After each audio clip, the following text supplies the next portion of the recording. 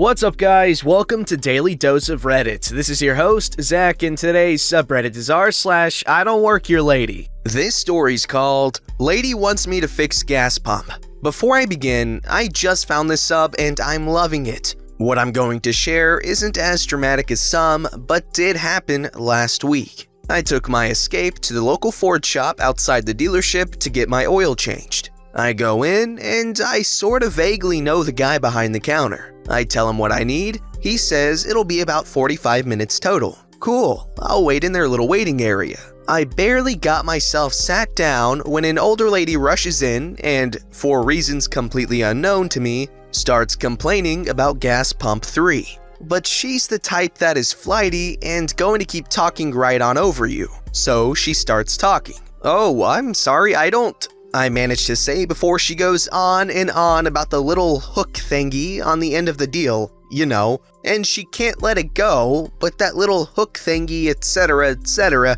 I know nothing about gas pump maintenance, but her rapid-fire meandering descriptions weren't doing anyone any favors. An overly excitable parakeet came to mind. Sensing the briefest of lulls in her ramblings, I said, "I'm sorry, I don't work here." Naturally, she starts chirping again as I'm saying the word work. She's looking off in every direction at every person waiting for their cars, at the guy behind the counter just chittering away, saying a lot without ever really saying anything, you know? Mostly, this is directed at me, but she's pivoting her head and just talking to the whole room. There was nothing wrong with her, just one of those elder Karens who emotes a level 10 fret over a level 2 issue. She ends it all by looking directly at me and saying, pump 3, thank you." Then she walks back out to her car at the gas pump.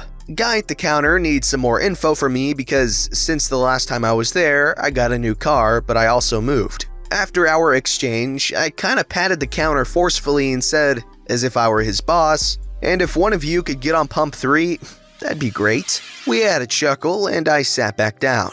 Lady comes parakeeting up toward the door again, and I took a deep breath, ready to tell her that I don't work there. She doesn't come in, but looks directly at me, sitting in a chair, then parakeets back to her car and stands there. A mechanic came in from the shop. Guy behind the counter tells the story as best as he could with what little information the lady gave. He says he'll take a look ASAP. They were busy. It was 2 days before Thanksgiving, assuming people were getting their cars checked before travel. Also, it had just snowed, so maybe winterization. And I also don't think he knew there was a lady actually out there. I can see her pacing around like a maniac, craning her head and looking at the storefront. Counter guy is run ragged booking new people in and going over the bills with others they had finished. Cue me getting an important phone call about my disabled mother's SSI benefits. It was just a number, so I answered it inside. But once I realized its importance, I took it outside. As I'm telling the SSI rep to hold on a sec, lady comes back in, looks at me with daggers in her eyes. She's simply aghast. I make it a point to tell the SSI rep that I was at the shop getting my car worked on, hoping that would kill 2 birds with 1 stone. Let them know why I needed a sec, and let Parakeet know that I didn't work there. As I'm walking out the door, I hear her just exclaim, "And now he's on the phone, unbelievable!" She storms out after me. I think because she thinks I'm heading to her car and pump 3. Obviously I'm not. I continue off the property across a small access road and into an empty lot next door. I'll take the call with delicate personal information while also having a cigarette, I figured. All in all, I'm, 100 feet away. Lady starts storming my direction, gets about halfway there, and throws up her arms in disgust, like she's waiting for me to notice her. Finally, she turns on her heels and stomps back to her car, paces around it, stares at me, looks at the store. Finally, one of the mechanics goes out there. I obviously couldn't hear them, and I was preoccupied with my call anyway. I did see him do something at the pump, which took a millisecond, and the rest of the time she was clearly angrily animated, talking at him while gesturing and occasionally looking at me. She fills up her car and leaves by the access road I crossed. I get daggers from her as she drives past me. I get done with my call and go back in. The mechanic and the counter guy are both talking, so I asked what her deal was. She didn't pull up the little lever that would activate the gas pump. She was just trying to pump gas to no avail. Facepalm. But the mechanic goes, "She really hates you." He goes on to say how she read him the riot act over me. I was lazy, incompetent, and more preoccupied with my phone and going on break than I was with helping her. She ended it with demanding I be fired, or she'd take her business elsewhere. Counter guy says, "So, sorry, but we're gonna have to let you go." Damn, we laughed hard about that. She was so concerned with filling up her car, she never stopped to think maybe she should fill up her head with knowledge.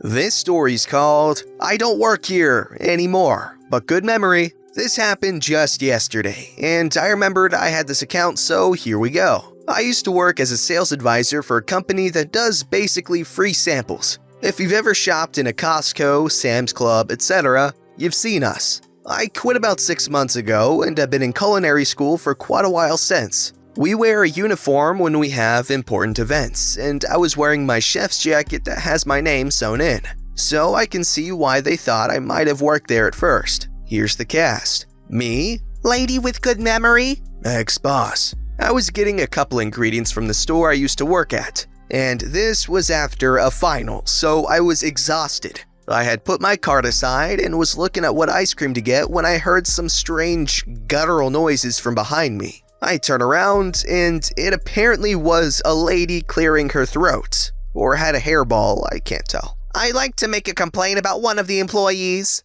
I default to what I used to say when I worked here.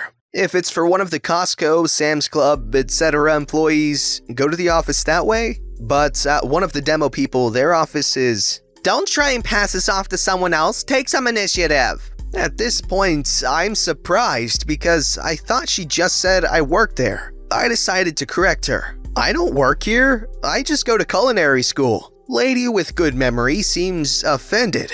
"Don't lie to me, I've seen you behind those carts. You're my name, aren't you?" I thought she was just looking at my jacket, but I realized that she said my real name. My jacket has my middle name, which I prefer on it. So she actually remembers me from when I worked there. Go figure. "Sorry ma'am, I don't work here anymore. If you want, You know what I want. I have a complaint about you too now. Come on, you're coming with me to the office." At this point, I feel spiteful, and couldn't hurt to say hi to ex-boss, since we're still buds and play D&D occasionally. So I grab my cart and lead the way. "Grabbing a random cart isn't helping your case." And then she says, totally uncalled for slur for a homosexual. Okay, that woke me up. I'm not gay, but my boyfriend is, so I was instantly seething inside. We get to the office and walk in on ex-boss on a speakerphone call. Lady with good memory wastes no time. "Excuse me, I'd like to file a complaint on 2 of your employees." Ex-boss looks over at the phone, puts the person on hold, and notices that I'm there too, and seems confused. "What seems to be the problem?" "One of your employees isn't using gloves or even unwrapping what they're serving, and the young man with me refused to help or speak to her." Ex-boss looks at me and seems to realize what's going on. She says, "Do you know who the employee without gloves was?" "Yes, it was the one handing out chocolate." "Those are already wrapped and don't require gloves because of that. They actually have to keep the wrapper on because it contains peanuts, so that keeps them safe." Lady with good memory looks a bit deflated, but then points at me and says, "Well, he tried to pretend he doesn't work here, he just ignored me." Ex-boss wasted no time. "That's because he doesn't. He quit about a half a year ago. He's just a customer here." Lady with good memory is thrown for a loop.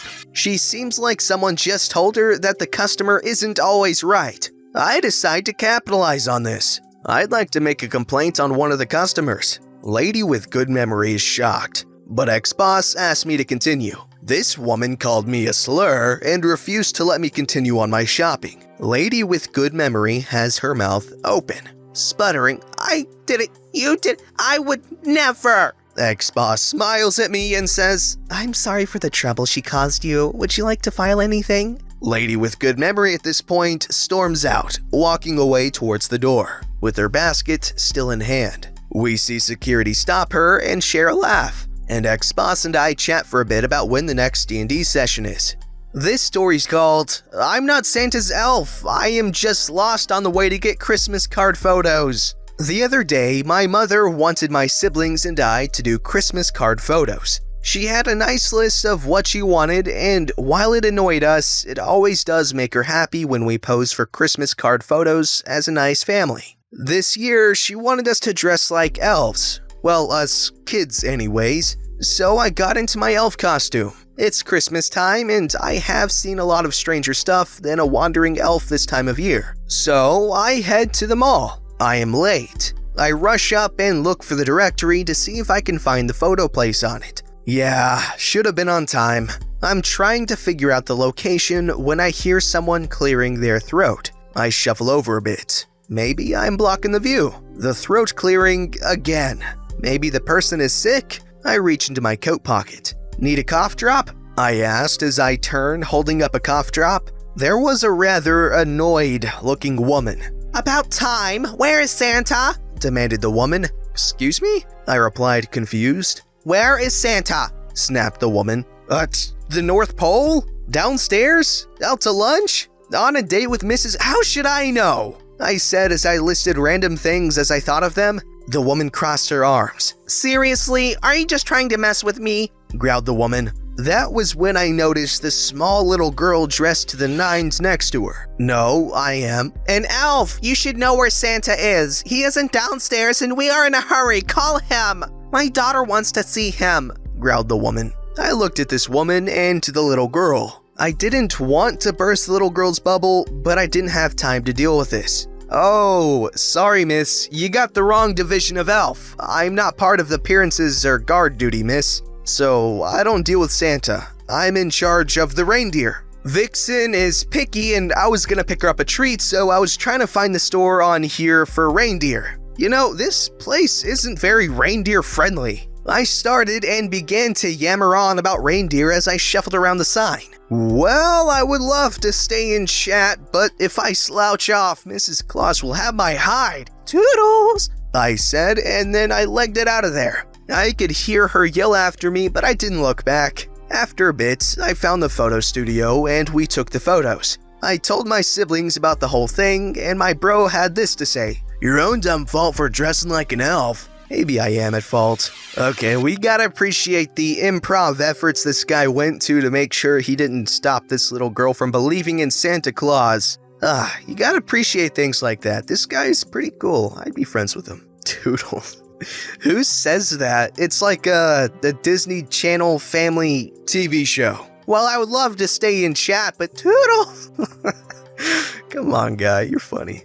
This story's called Filthy Factory Worker, Me, Mistaken for a Convenience Store Worker. So let's start off by saying filthy is an understatement. I work in a foundry that takes huge 2-ton slabs of aluminum and turns them into car parts. I do one part of the inspection where they get dipped in acid green goo that glows under a black light. I am covered in green goo, black marker, and tons of rust stains. Ripped up jeans, and nasty steel-toe boots that look like they belong to the Swamp Thing. A very tattered gray hoodie, hair in shambles and falling from my messy bun. I probably also smell awful. I'm scent blind to that place now, but I remember it turning my stomach when I first started. The workers here wear black dress pants, nice quality black polos with the store logo neatly embroidered in bright yellow and large yellow name tags. I stopped by the store for some tape to wrap some more Christmas gifts, texting with my husband as I sent him a picture of the single rolls of name brand tape that cost $2.95. How in the world? That's the price of convenience, I guess. As I'm snapping the picture, I heard a grunt and a loud throat clearing. I figure I was in the way and stand off to the side as I send the text. When I finish and look up, however, this smartly dressed, middle-aged bottle blonde lady is just glaring at me. Arms crossed, foot tapping. You work here, right? You look like you work here. No, I look like I work in a swamp. But it's a factory, actually, thank you. I proceed to just walk away as my phone chirps in hand to let me know my husband had replied. I look and see he reminded me they probably have a holiday section. Maybe I could find some cheaper tape. So I wander about a bit looking. And yes, some off-brand tape for $1. I'll take 3. I grab them and turn around. nearly running into Karen. "Don't just walk away from me. Where is your manager? You're being very rude. I pay your paycheck. Your job is to help me. What kind of store lets employees play on their phones?" I'm actually laughing at this point, and not a fan of confrontation. I just shake my head and walk away, up to the register. She follows on my heels, mumbling and huffing. She shouted over my shoulder at the young girl on the register to get her manager immediately. Well, manager was just around the corner luckily and very quickly swooped in. "What can I help you ladies with today?" I guess since she was standing in my personal bubble, we looked to be shopping together. Karen lost it though. "It's just me. She won't help me. You need to write this lazy, rude girl up. She wouldn't help me." Screeching and whining like a toddler, manager, meanwhile, just looks baffled and asks for some clarity. Did she mean the girl behind the register, or filthy, obviously not in dress code, me? Me, of course. I just took her attention being turned to the manager for the moment to have the cashier ring me up. Turned around and said, "Don't worry, lady. As of this moment, I quit. You win." She just stared after me, slack-jawed in rage and confusion. I was surprised she kept her hands to herself, but then again, I am filthy, so maybe not too surprised. So I'm curious, I'm wondering if entitled people just see worker, okay? They're just like, okay, that person's a worker, so they must work here. Kind of like how, people might say all people of a certain race might look identical. And so they're just like, "Hey, all you working peeps all look the same to me," they say at they say to a Wendy's employee who's at McDonald's on a lunch break. Funny. I don't know, that's just my interpretation of how stupid people are. Don't forget to like, subscribe, and hit that bell to never miss an episode.